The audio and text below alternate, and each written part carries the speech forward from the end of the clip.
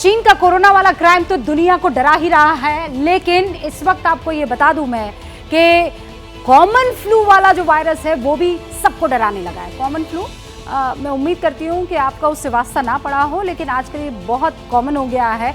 Virus में ये बदलाव देखने को मिल रहे हैं कि वो बहुत आपको थका देता है। इसकी वजह से कोल्ड और फीवर से आपको राहत तो मिल जाती है, लेकिन खांसी जो है वो जाने का नाम नहीं लेती है। कफ जम जाता है, बहुत दिन इसमें लग जाते हैं।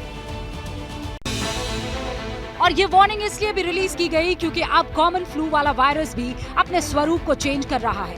इस वायरस में भी बदलाव दिखाई दे रहा है, जिसकी वजह से कोल्ड और फीवर से तो जल्दी राहत मिल जाती है, लेकिन खांसी जाने में बहुत दिन लग जाते हैं। असल में यूनाइटेड नेशंस के लिए कोविड-19 के ओरिजिन को लेकर जिन प्रोफेसर ने रिपोर्ट लिखी थी, उन्हीं कॉलिन बटलर का कहना है कि लैब के अंदर जिन वायरस पर एक्सपेरिमेंट किया जा रहा है उससे बचने की जरूरत है, क्योंकि अगर एक भी वायरस सेफ जोन से बाहर निकल गया तो कोरोना जैसी महामारी एक बार फिर से दुनिया को डरा सकती है। इस बीच एक और एक्सपर्ट का कहना है कि मदर नेचर के साथ छेड़छाड़ फौरी तौर पर बंद हो जानी चाहिए। खबर तो ये भी है कि अब दुनिया भर में इस वक्त बांग्लादेश में डिटेक्ट हुए निपाह वायरस पर अलग अलग एक्सपेरिमेंट हो रहे हैं, रिसर्च हो रही है। ये वायरस दिमाग में सूजन पैदा करता है और इसके अटैक करने पर सुनने की क्षमता पर भी असर पड़ता है। इस वायरस की मोर्टेलिटी रेट 40% से 75% के बीच है। एक्सपर्ट्स ने वार्निंग जारी की है कि निपाह जैसे वायरस भी नई महामारी को पैदा करने की ताकत रखते हैं। इसीलिए फिलहाल इन वायरस पर टेस्ट अभी ना किए जाएं, क्योंकि दुनिया कोरोना जैसे दूसरे पैंडेमिक को झेलने के लिए अभी तैयार नहीं है। वैसे जहां तक वायरस पर रिसर्च का सवाल है, इस मर्स वायरस पर भी शोध लगातार जारी है, लेकिन कुछ एक्सपर्ट्स कहते हैं इनकी जीनोम सीक्वेंसिंग के बाद वायरस को स्टडी करने के बाद इसके फायदे कम और नुकसान ज्यादा हो सकते हैं।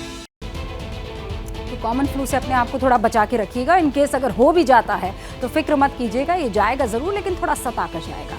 एक तरफ तो कॉमन फ्लू लोगों को डरा रहा है, दूसरी तरफ आज चीन की तरफ से एक ऐसी तस्वीर सामने आई जिसने लोगों को दहशत में डाल दिया है। ये तस्वीर ट्रैफिक जैम की है।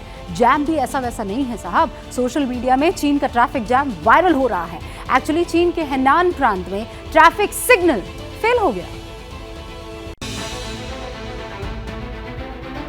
और इसकी वजह से गाड़ियों का पूरा झुंड इकट्ठा हो गया। ऐसा लगा चीन में जैसे एक बार फिर जिनपिंग के खिलाफ अनोखे अंदाज में प्रोटेस्ट शुरू हो गया।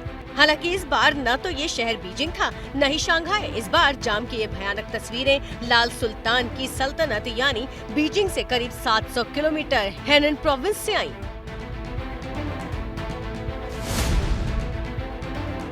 चीन में पहले तो जाम की ये तस्वीरें वहाँ के सोशल मीडिया प्लेटफॉर्म वीवो पर शेयर हुई, लेकिन उसके बाद चीन के कुछ यूजर्स ने इसे ट्विटर पर अपलोड कर दिया। लोगों ने लिखा कि हेनन प्रोविंस के एक इंटरसेक्शन में ट्रैफिक सिचुएशन ने टोटल सरेंडर कर दिया। कुछ लोगों का दावा है कि ये वीडियो जिंगजाओ शहर का हो सकता है, जहां एक हाथ हजारों गाड़ियां बहुत बड़े इंटरसेक्शन पर इकट्ठा हो गईं और चारों तरफ का रास्ता ब्लॉक हो गया। हालांकि कुछ जगहों पर बाइक सवार लोग रास्ता बनाकर निकलते हुए दिखाई दिए, लेकिन जो लोग कार से ट्रैवल कर रहे थे उनके लिए रास्ता काफी लंबा हो गया। अभी तक ये क्लैरिफाई नहीं हुआ है कि हेनन प्रोविंस में इस भयानक जाम के लगने की वजह क्या थी, लेकिन कुछ रिपोर्ट्स में कहा गया है कि अचानक ट्रैफिक लाइट सिस्टम फेल होने की वजह से चारों तरफ केओस पैदा हो गया। वैसे चीन में इस तरह का केओस कोई नई बात नहीं है। हेनन के ही जिंगजाओ में ही साल भर पहले इसी तरह की तस्वीरें सामने आई थी।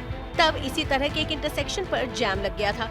हालांकि ये वो वक्त था जब अचानक हेनन प्रोविंस में जीरो कोविड पॉलिसी का ऐलान कर दिया गया था और लोग पैनिक बाइंग के चक्कर में सड़कों पर निकल गए थे।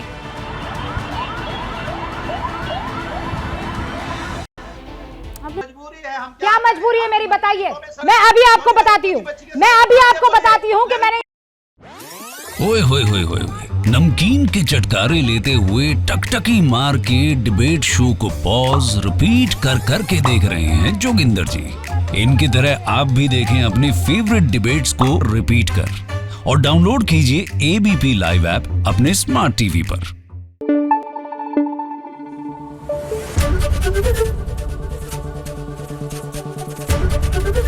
एबीपी न्यूज आपको रखे आगे।